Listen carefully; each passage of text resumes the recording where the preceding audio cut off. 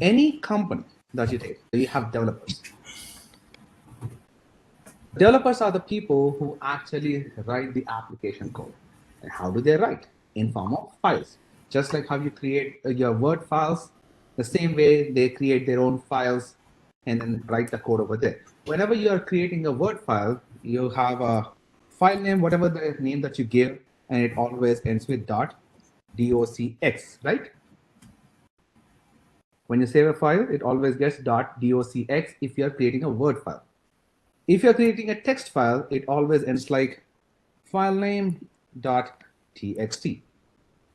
The same way, depending on the language that they write, they also create similar text-based files. If they're writing Python, then it would be some file name .py. The same way, every language has their own extension and they follow it. They're basically writing their application code in the form of different files, multiple files. And a single file cannot create an entire application. It may have certain functionality, a single functionality. Usually they create a bunch of files together. And all these files together will create that application, whatever that you're looking at. If you're looking at this application called draw.io, this whole drawing thing is made out of some kind of programming language. And it is not built using a single file, but the code is so large that it is spread across multiple files. In case of applications like Twitter, TikTok, they have hundreds, maybe even thousands of files. Every developer is responsible for building certain number of files depending on the functionality that they choose. And what are we talking about functionalities from an application standpoint? Take an instance of Facebook. One functionality is login page, the login page. So when you do facebook.com, it gives you a login page that is where you enter your name, password, and say login. And then that takes you to your home page. That login page, to be able to take your username and password and then check it with the database and then confirm that you are who you say you are, needs certain logic, certain code that needs to be written. So that will go into one of the files and that will take care of that login responsibilities. So this particular file has the code which is making this login page possible. The same way, once you log in, your home page comes up. That is all based on HTML, so you have homepage.html. The same way, there are so many different functionalities. You have chat functionality in Facebook. You have marketplace. You can do video calls. You can message people. You can like somebody's photo. You can comment on somebody's photo. You can tag somebody in a photo. All these are functionalities of Facebook application. On TikTok, you being able to scroll through different videos, like those videos, make comment on them, share those videos, post your own videos, share them with public, or keep your videos private. These are all functionalities of TikTok. This is the application code developed by maybe a single developer or 2 developers or 20 developers or 200 developers. Totally depends upon how large of a company it is, how large of an application they're building. Our responsibility is, as DevOps engineers, now this code together forms an application, but it is still in a developer's laptop. This is all good. But what if we have multiple developers? Developer 1 is responsible for building, let's say, these two parts of the code, the first two, login page. And this developer is responsible for building these two functionalities. We have another developer who is responsible for building the home page. Everybody has their own laptop. Now, code is spread across multiple laptops with multiple individuals. This guy developed this part of the code of the application, and this guy developed another part of the same application, and this guy developed another part of the same application. And every part is with those individuals in different laptops. Now, we don't even know when we put all these files together if they work or not, right? There needs to be an integration that needs to happen. That means we have to make sure that we are collecting all these pieces of code and then put them all together and then test them together. That is called integration testing. Code is built in pieces. This piece of the code is working perfectly fine in his own laptop. And this piece of the functionality is working fine in this individual's laptop. And this home page is perfectly looking on his laptop. But will they all work when they are put together? Will they all work when they are integrated together? Is the question over here. Now, in the olden days, when we didn't have all this technology, we always used to have a manager or a team lead. In olden days, what this team lead or the manager responsible for the project used to do is this guy used to walk up to his desk and then look at his code and then check if he's doing everything correctly or not. Then walk up to his desk and look at his laptop and then see if this person is doing things correctly or not, or if he's even building his code on a timely fashion or not. Then go to him and check if his part of the code is properly being built in a timely fashion, if there are any errors or not. When he is happy with everybody's code, he would ask them to email that code to him or put it on a drive and give it to him, and then he will have his own laptop. He gets all of this code from all the individual developers into his laptop. Now it is all integrated in a single laptop. He would perform that test together if everything is working together or not on his laptop. But this is old days. And anytime if something is not working, let's say this guy's code is running into error when it is put together with these individuals' code because they built the perfect code, but he made some mistake in understanding how the other parts work. And he did his own thing. Now it is not working along with these other two people. Now, what will this team lead do? He will go back to him. Hey, say, you made this mistake. This is the error that we're running into. Can you please update your code and then give it back to me?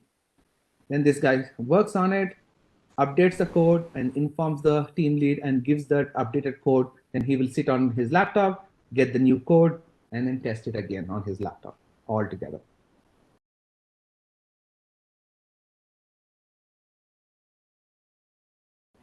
When it is all good, he would go to a DevOps engineer. And this guy, the team leader, tells the DevOps engineer, hey, DevOps guy, our code is working fine. It's on my laptop. Can you make it live? And then DevOps engineer has his own laptop. Now he would take that code from the team lead, and then from here, he would build a server for that application, configure it, whatever it needs to be configured. Let's say we are talking about a Python-based application, then this server needs to have Python running on it. If not, if he puts the code on this server, it will never work. Then he would run some commands, connect to this server from his laptop, and then basically what he's doing is he's copying this code from the team lead, putting it on his laptop, and from here, he's moving that into the server, which is another computer. Not anywhere, into a specific directory. Directory is what? It's nothing but a folder. In Windows world, we call them folders. The same things are called as directories in Linux world. Folder and a directory is one and the same. So into a specific folder, that is called deployment.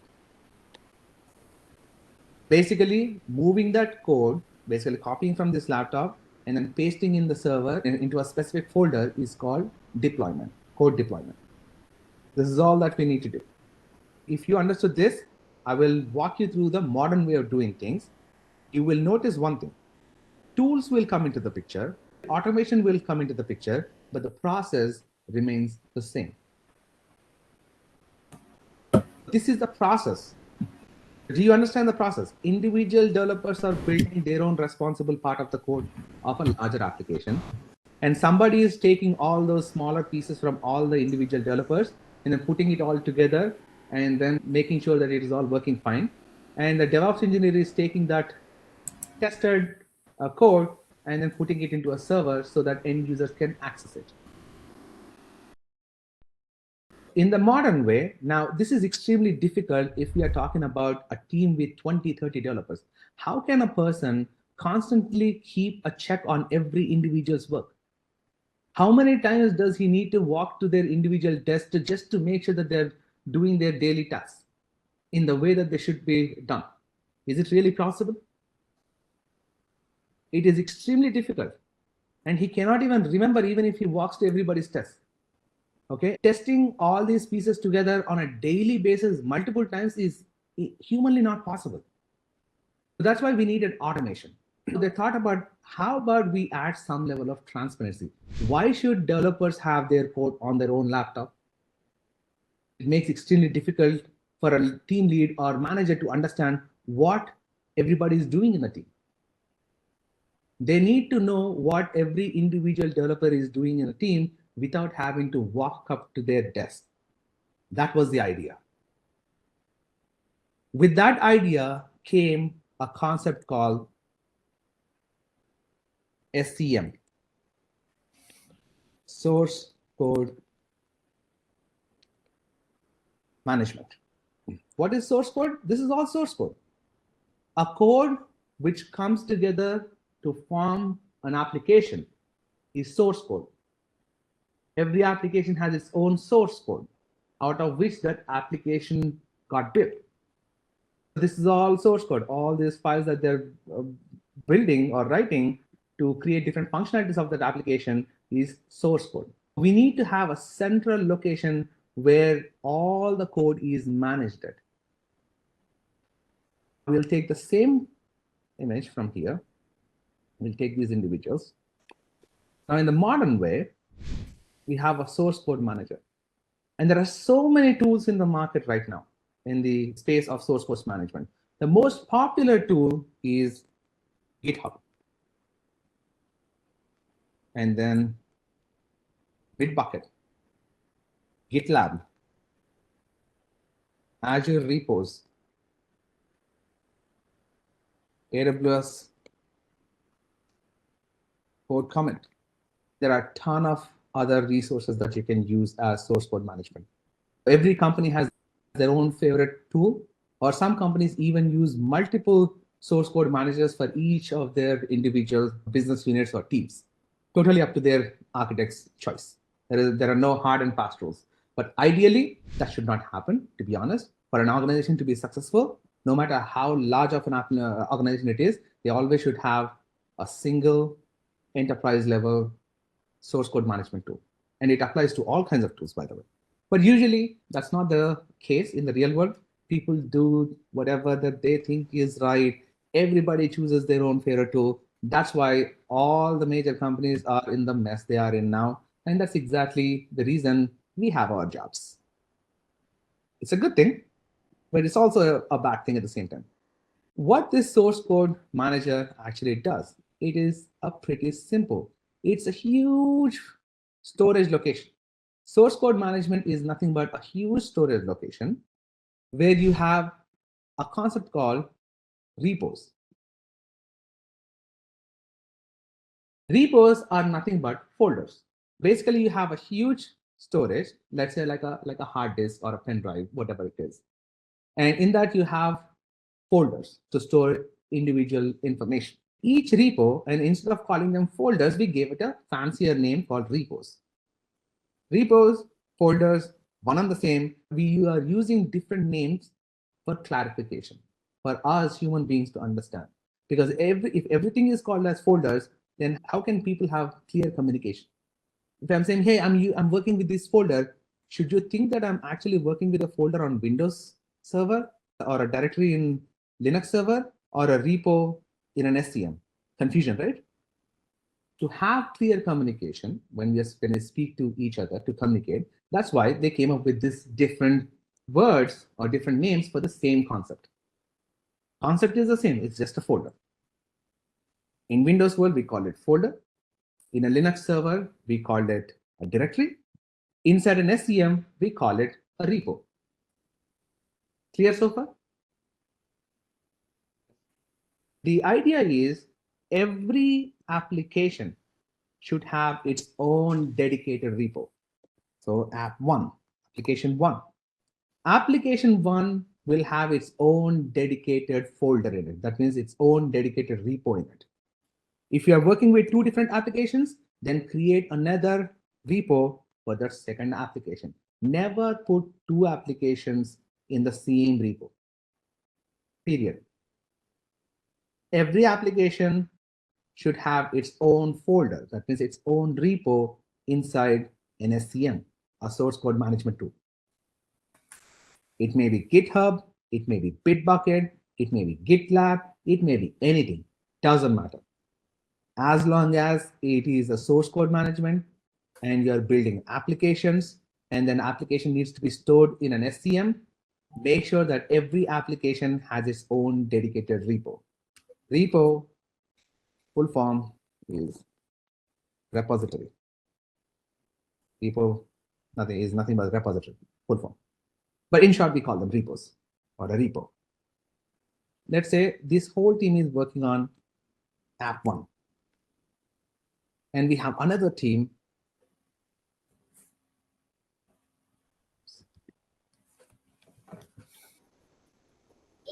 over here. I don't know if I can look this different way. And this team is working on app 2. The idea is whatever development is happening with these developers, it is their responsibility. As soon as they make a change, that change may be a single line, a single dot, or 10 lines, or 100 lines, doesn't matter. If they are making a change, as soon as they make the change, they have to push that code into that specific application's repo. This activity is called code push. As soon as he makes some changes to any of the functionalities that he's developing on, the first developer, he should immediately push that into the application 1's repo because they belong to application 1.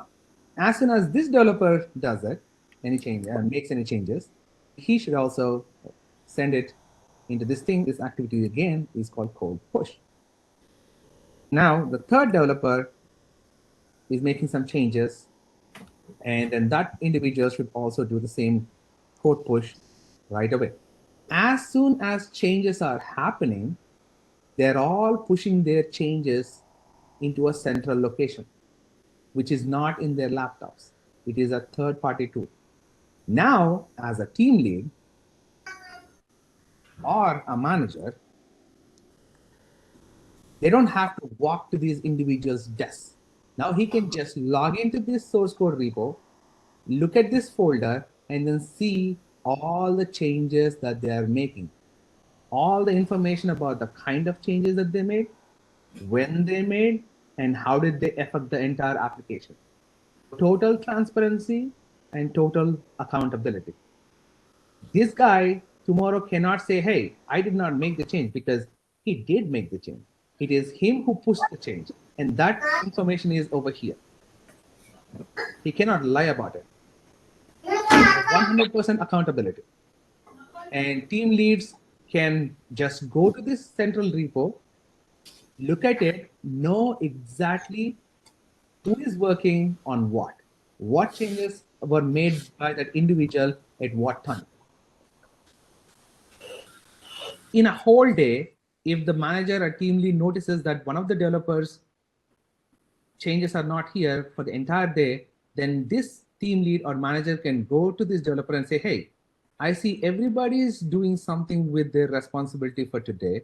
I do not see anything coming from you for the entire day into the repo. What is happening? That's, as I said, it's total transparency, total accountability. So they know exactly who is working, who is not working, who pushed the codes, and when they pushed it. And when they pushed it, what kind of changes actually did they make? If this individual is pushing a change at 10 o'clock in the morning, but he was not happy with the stuff that he did because it ran into some errors, and he made some changes to his code, and then he pushed those changes around 12:30 in the afternoon, and he was not happy with that because it again crashed the application. Then he made more changes to it and then pushed those new changes at 4:30 in the afternoon. Now, team lead can know exactly the changes that he did at 10 o'clock, the changes he made at 12:30, the changes he made at 4:30, and the kind of errors that the application ran into because of those individual changes that he was making.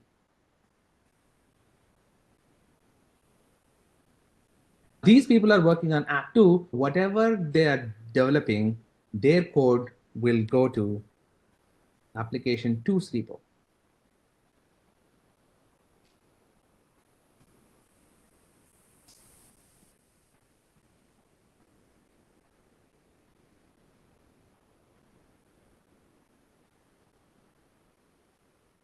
It's all called code push.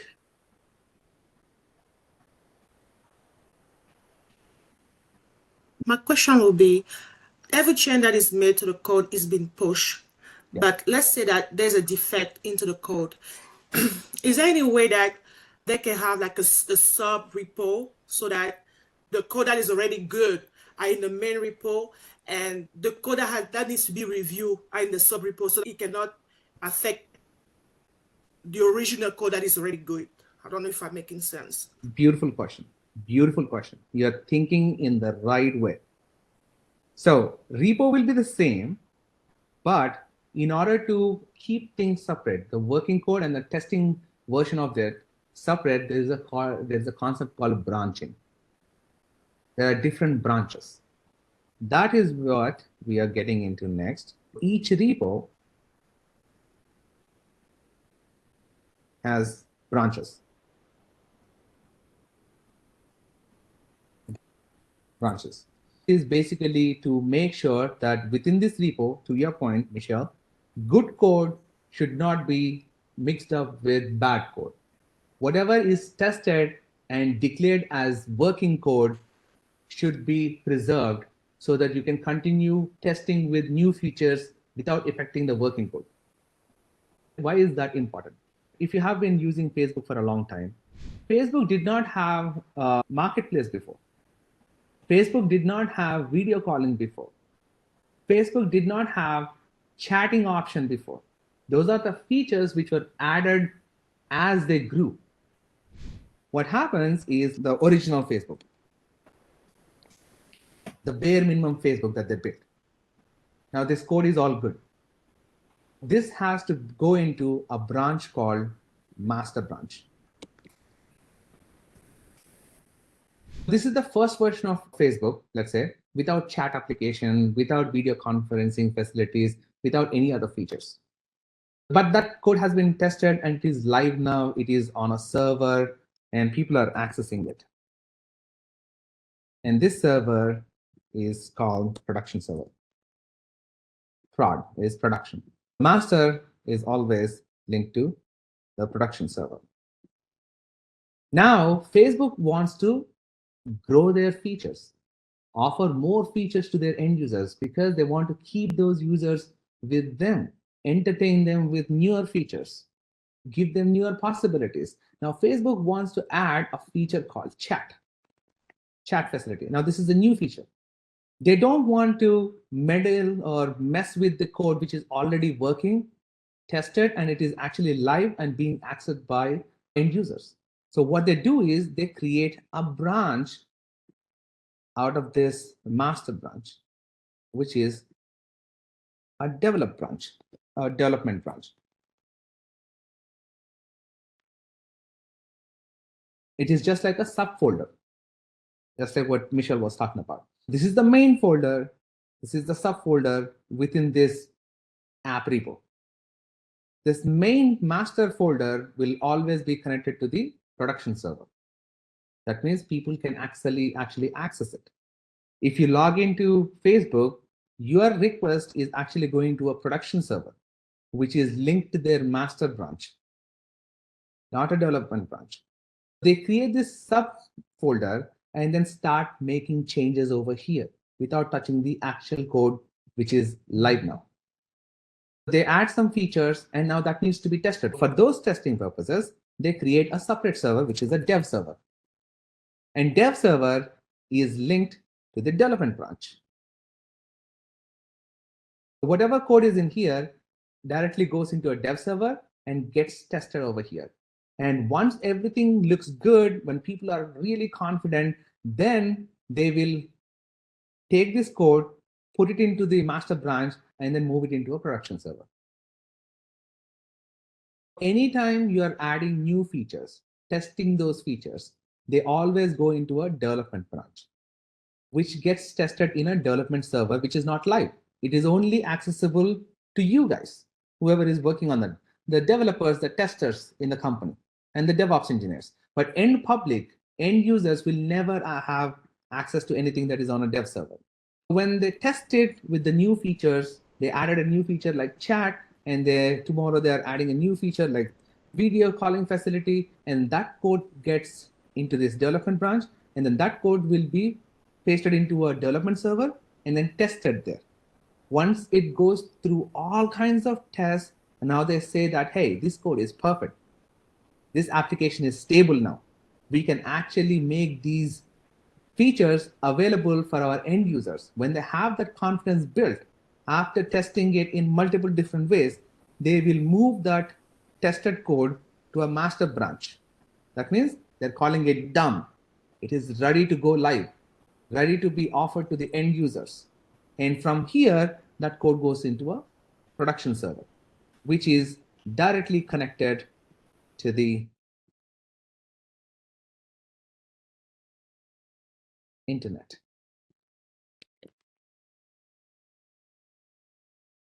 It is never connected to the internet. This is only internet, development servers. It doesn't matter if these servers are in your office, if these servers are a physical server, if these servers are virtual servers, if these servers are containers, if these servers are in somebody else's data centers, if it is cloud, doesn't matter. Process remain the same. This process will never change. The kind of server that you will use will change. The kind of SCM tool that you use will change. The way you handle your branches may change. The server that you are using may be a physical or a virtual or a container, doesn't matter. That may change. It may be running in your office, in your own on-prem or inside cloud. That may change, but this process remains the same. As a DevOps engineer, so cloud engineer, will be dealing only with the servers which are on the cloud, not as a physical. It may be anywhere. Doesn't matter. Server is our responsibility. That server may be physical, virtual, container, doesn't matter. It may be on-prem, cloud, doesn't matter. Maintaining, creating servers, configuring them, making sure the application is tested on a server, and then making sure that the application is going public into a prod server is our responsibility. This process is our responsibility. There are, say, like in the process of the development of a software or application, the developers have their own server, and in the meantime, I've seen some in project like they do testing environment. Do we need to do they in the server, whether the testing environment, they will be treated as separate server also? They are separate servers. So people do this. This is called branching strategy. The way you organize your tested code, non-tested code changes from organization to organization.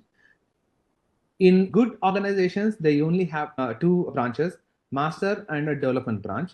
But in some organizations, they complicated with creating branches for every environment, dev, test, staging, prod, all kinds of stuff.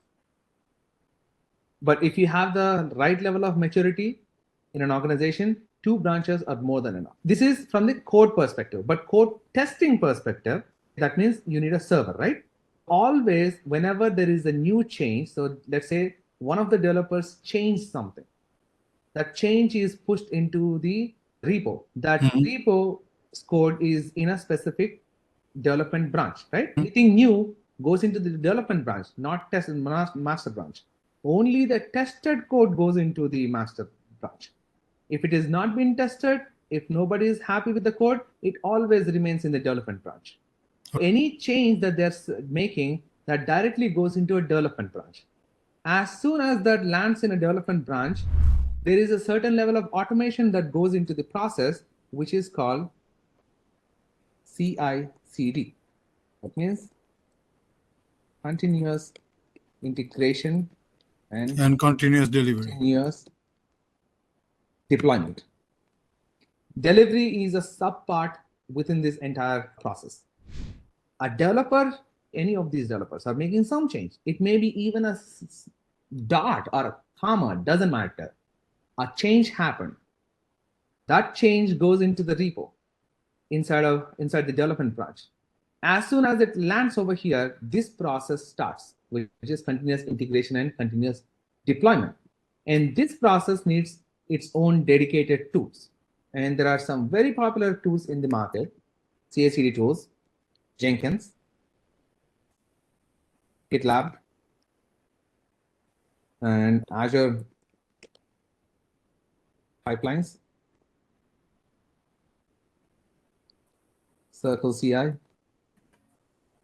Drone CI, and AWS code pipeline. And there are a ton of other tools in the market. Again, tools come, tools go, they evolve, they change. That's a process. But CI/CD in itself, the concept of CI/CD will never change. Now, you see how the manual process is evolving. Instead of an individual, a team lead, going to everybody's desk to check their process, now that has been replaced by a central code storage using a SCM tool, one of these SCM tools.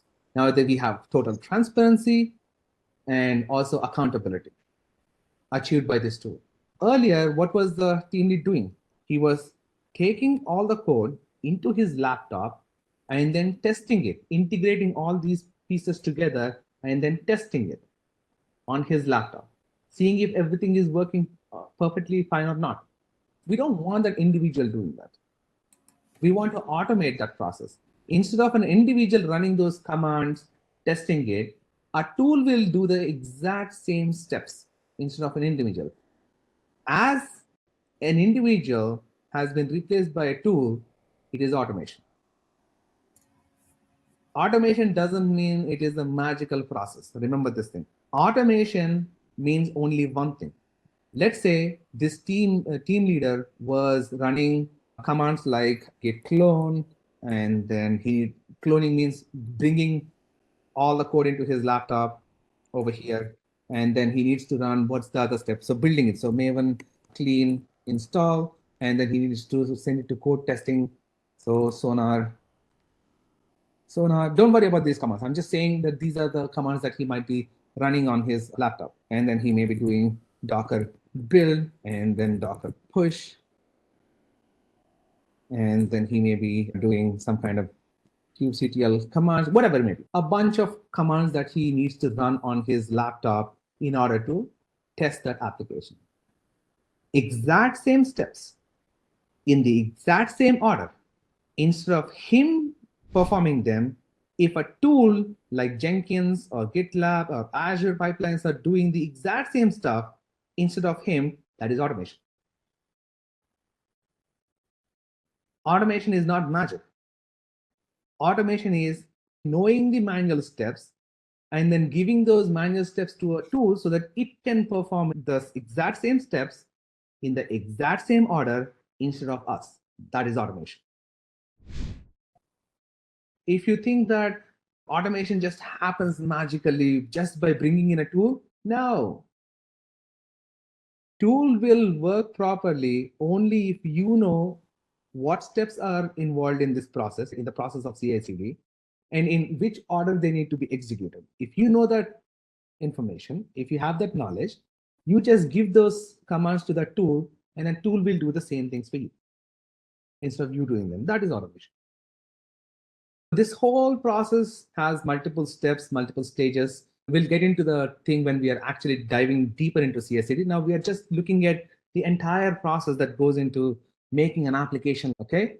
Taking a step back. One of the developers made some change, and that goes into the development branch of that specific application. And then as soon as it goes there, it will trigger the tool. Triggering means letting the tool know that, hey, there are some new changes. Somebody pushed a new change to me, do something about it. As soon as this development branch tells one of the CICD tools or the chosen CICD tool that you have that there are new changes, that tool will start executing the steps that you gave it. Does all the things and then puts that code into a development server. As the name suggests, dev server, that means dev environment. That means this server is only accessible by developers because they made some changes to their application. They need to see if those changes are properly functioning as they should or as they expected them to or not. So that's why we DevOps engineers, we create a server for them so that their changes are instantly tested. Any change that they make within seconds, it's in the server, they can see it and they can immediately know that, yeah, something messed up. They didn't do a good job. And they will go back, rework their code, push the new changes. It again goes into the server, they check it, go back. This iteration has gone up like 100 folds now in speed. Earlier days, they could not do that in a matter of seconds. Impossible. Because he has to manually get those things into his laptop, manually test them, manually go to a DevOps engineer, and then DevOps engineer has to manually do the copying and pasting of that code into a server. What used to take more than a day now is done in a matter of a few seconds to a few minutes. Every single change is tested instantly. Developers go to this server, access that application, and then check if their code is good or not. When they're happy that their changes are good, they're performing the functionalities that they expected them to, now we'll let the DevOps engineer know that, hey, our code is good to move to a testing environment. Okay, so now our responsibility is to create a server for testing. And move the same code because it should be the same code that has been tested in the development environment, not a new code, will be sent into the testing server. Now this server cannot be accessed by developers. It is accessed by testers, application testing teams.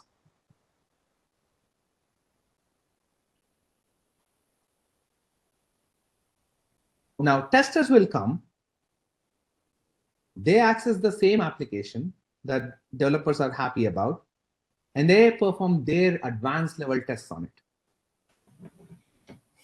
If they find anything failing, they will reject the application changes. And then we as DevOps engineers will let the developers know, hey, your application changes have been rejected by test engineers because it did not go through all the tests. Here are the errors that it went into, fix your code. Now they will rework their code, push it into the development branch, then that will go into a development server again, those new changes. They will test it. When they are happy, they will let us know, DevOps engineers, and then we will move that changed code, the updated application, into a test server. Then test engineers come into the picture. They will perform the exact same test again in this newly changed application or updated application.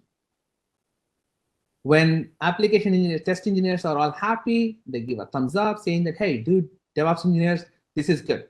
This went through all of our tests, it passed, it is ready to go live.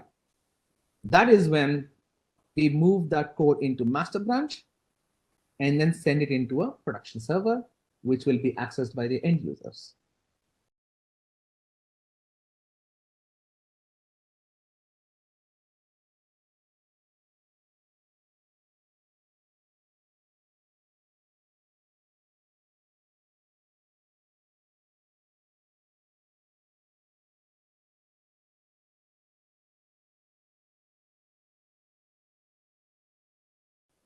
This process will remain the same.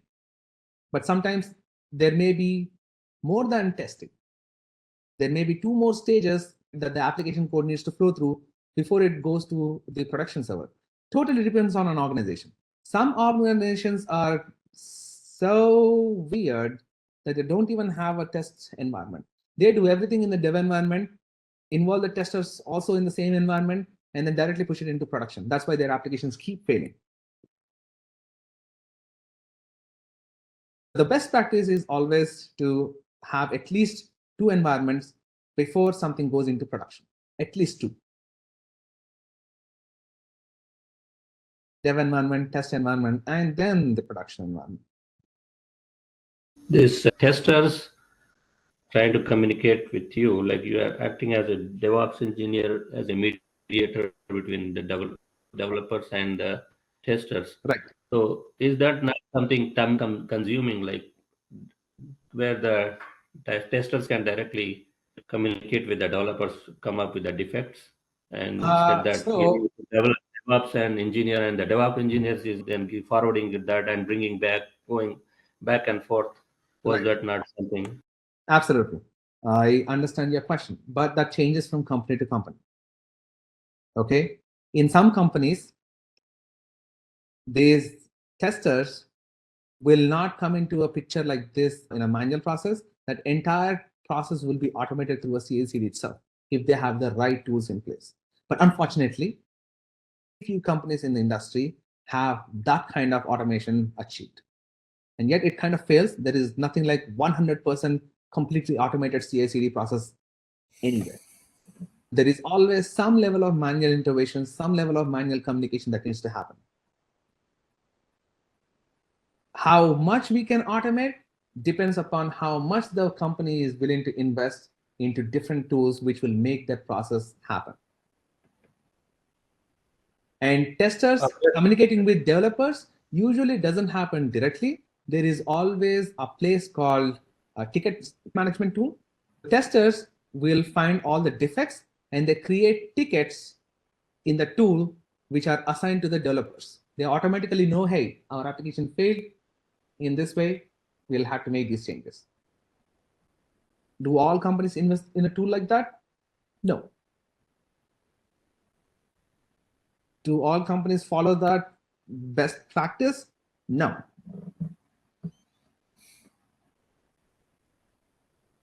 So it ends up in most cases being our responsibility to be the mediator, making sure that everything is properly being communicated between teams. That's why DevOps engineer's position involves a lot of communication, a lot of mediation between teams, between leadership and these teams. We are the person who are constantly in touch with the business and also development and testing teams.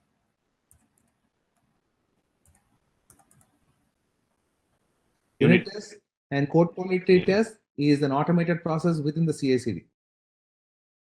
Some level of automation from this test done by test engineers can also be a part of the CI/CD tool, but as I just said, it totally depends on the kind of investment that the company makes into those tools. There are testing tools that can integrate into a CI/CD tool, but are these companies investing into them? Mostly no.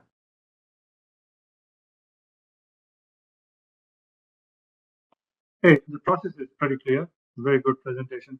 Just a quick couple of questions. What's the job role of this DevOps engineer? And also, I'm not very clear as to what the CI/CD tool does. CI/CD tool does whatever that we are doing in order to integrating these individual pieces of code and testing it, and then putting it into a server. Meaning it does the push and pull into the server? Yes. And then it also triggers testing? Yes. Meaning it triggers testing, meaning it will just send some kind of a notification to a manual tester saying that something is ready, now you can test it, that kind of thing? Absolutely. It can do all of that stuff.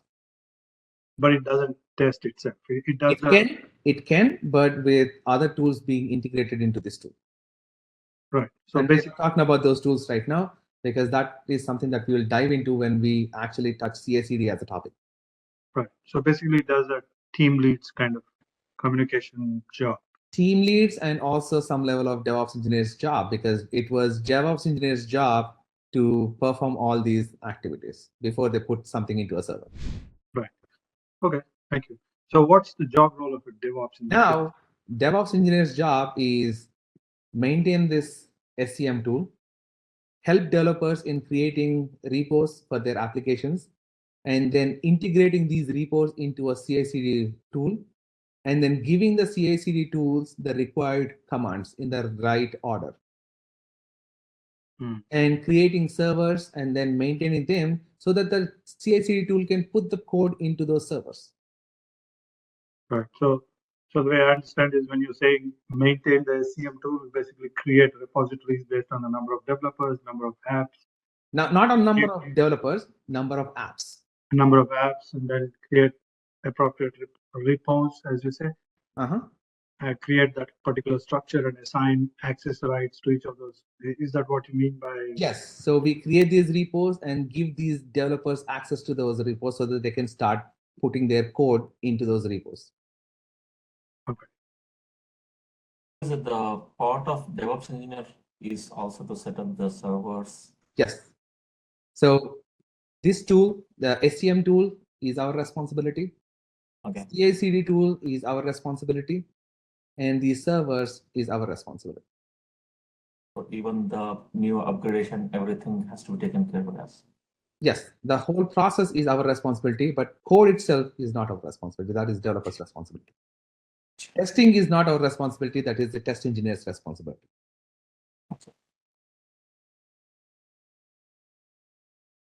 DevOps engineers must have the knowledge of automation engineering also? Or so putting an SCM in place itself is an automation. Putting and configuring a CI/CD tool itself is an automation. And creating these servers using tools like Terraform and Terragrant itself is an automation. Automation is a fancier word that is thrown around a lot, but it is just an integral part of our job.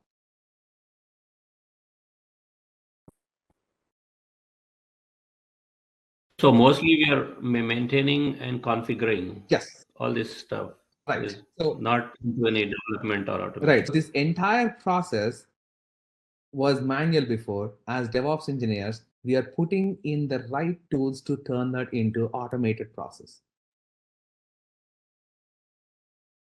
I have a question. Yeah. Two questions. One is DevOps engineer has to whom to access the server, or whom to access the database. Yes. In the server, the permissions DevOps engineer has to maintain for Yes. all the.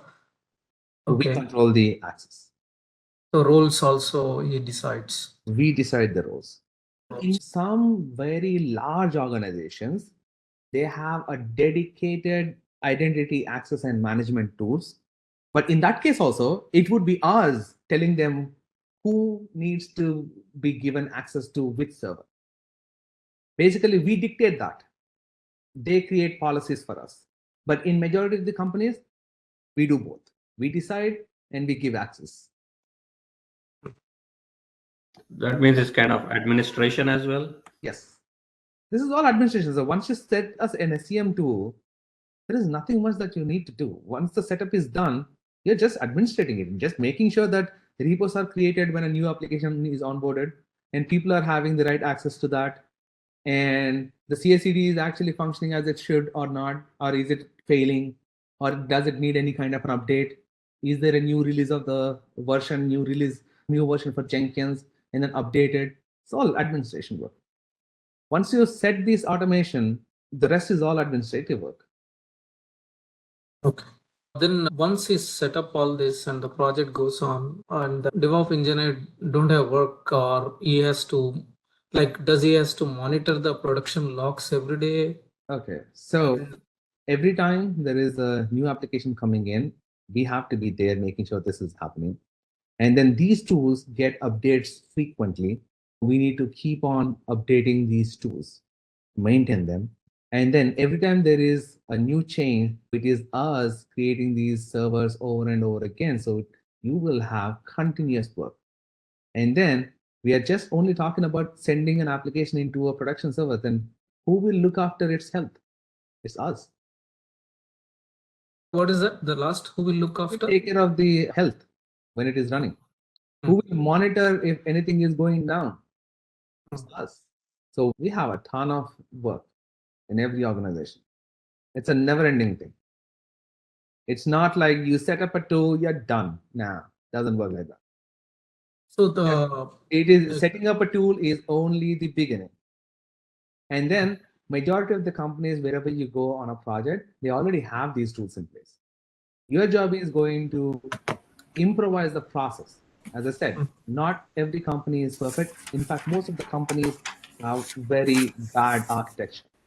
So you're going in there in helping their process, improvising their process, configuring things in the right way, making sure that they're following a standard process, standard best practices. Okay. Yeah. So one more level, DevOps engineer has to go one more level down, and he has to monitor the logs in depth. It's not one more level down. It is actually higher than anything else, because any company without monitoring is bound to fail. So monitoring is the key element. Making something live onto into a server is not a major task, but making sure that we are consistently monitoring it, maintaining it, making sure that everything is up to its 100% of health is a key activity. So he has to provide the analysis also on daily basis or a weekly Not basis? daily basis. We have monitoring tools. Our job is to put monitoring tools, set up process around them, and then create automated notifications, remedies, stuff like that. Okay. Yeah. There is nothing manual that you should be doing. Everything has tools. When he said comes to permissions and this access, we are the one who are going to give, or we will decide on the developers or testers who will get what. But you're not like, you mean to say this only developers and testers, not the regular users in the organization, right? We don't have to do nothing with them, like giving access or something. Never. Okay. And these production servers, only we have access to that, nobody else. The system admin, usually there are system admins who give the permissions to. System admins is an outdated job profile. It has been already automated out by all the modern tools that we are going to use as DevOps engineers.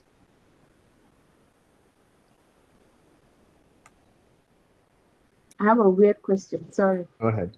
So if by some reason in the prod environment a bug was detected when it was released today, so what is the immediate reaction? Is it the testing team is going to put in a ticket and send it back to?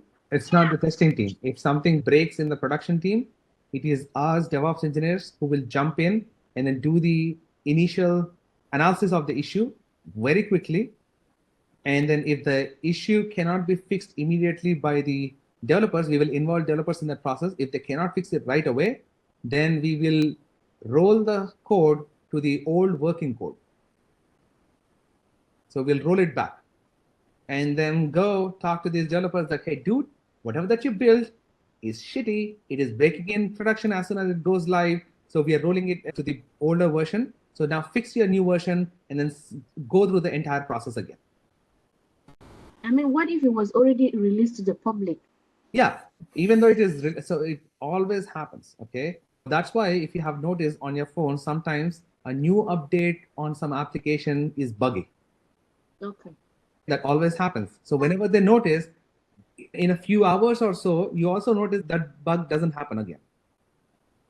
Because somebody, a DevOps engineer in the backend, has acted upon that, involved the developers, and took the right decision to either get it fixed soon or roll those new changes back to the old working code. Analyze the code, like which is written by somebody else. We don't analyze the code. We don't analyze the code, nothing. Like you just said, we jump into the anything breaks, the server will give us logs. All we do is we read the logs, understand the logs, and communicate what the logs are telling us to the developers. Okay, got it. Yeah, we read the code. No way. We don't do that. Another question is, when we create a new server, then how are we responsible for migrating to the new server from the old one? Yes. Okay. Yes. David, Anything one that has to question. do with servers is us. Okay. Have another question related to the role of DevOps engineer, specific focus on the server. You said like there's something that we do on a server. So what I understand basically is a server admin is a specialized job, right? So to what extent does a DevOps Nah, gone are those days. When you say server, no, administrators are a specialized thing, then you're basically talking about on-prem infrastructure. This is cloud. And even on on-prem, things have changed so much that you don't have to have a specialized systems engineer or servers manager. So we are only configuring basically. Yeah, we are configuring things using automated configuration management tools. Though, yeah, gone are those days. Earlier in the olden days, these tools did not exist. So people needed an expert person who knows the operating system. These days, with the advanced tools, if something doesn't work, we scrap it, create a new one in like a matter of a few seconds to minutes. Right. So we don't sit and try to fix an issue in place. Right. So which includes things like what kind of resources are needed on the server and things like that? Yes, absolutely. All right. So like DevOps engineer is responsible for going through the logs and if there are any functional defects, right? Like from the production. So he's responsible to report that, or only the configuration issues, or if the application is down or the memory is out of capacity, like only these are the things, or even the functional. If the application functionality is a defect, that should have been already identified at the testing stage. If something misses the testing and then ends up being in production, that is not our responsibility, because functional means that is experienced by the end user, not by us. End users, what they do, they raise a complaint in the application. Then that goes into a different channel and that directly goes to the developer saying that, hey, that functionality which slipped the testing went into production and it's not properly working. Now make changes. No, but first DevOps engineer will see the logs, right? Continuously they're monitoring and he will see the error in the logs, right? No. There is a functional failure issue. There is a functional misfunction issue. If the function is still working, but it is not doing what it's supposed to do, then that's a functional issue. If the page itself is not loading, if it is failing, then that's a server side issue. Yes. Make sense? I'm talking about the first one. So first he's one is not our responsibility. But still you see the error in the logs. So he just... You will not see any error because it is functioning, but it is not doing what it is supposed to do. It is doing something else. It is still finishing a task, but it is not the intended task. So subtracting, it's adding. Yeah, it is still doing something without failing, but that something is not something that we desire, but it is still doing something. It is not failing. Only if something fails, you will start seeing that in the server. Okay. So after the production, anything that fails, the way you said, it's a defect, right? So they have to go by the defect cycle again, going back to the developers and fixing it. Right. Absolutely. And the authority will be making a decision whether it is viable to do that right now, or it can be kept for a while. Right. Absolutely. Right? So if it is so expensive, then the project may halt it and go back, as you say, to the old code. Yes. Right. Okay. We are clear. Absolutely correct. On point. If you found this helpful, please do me a favor, hit that like button, subscribe to the channel, and turn on your notifications. Thank you for watching.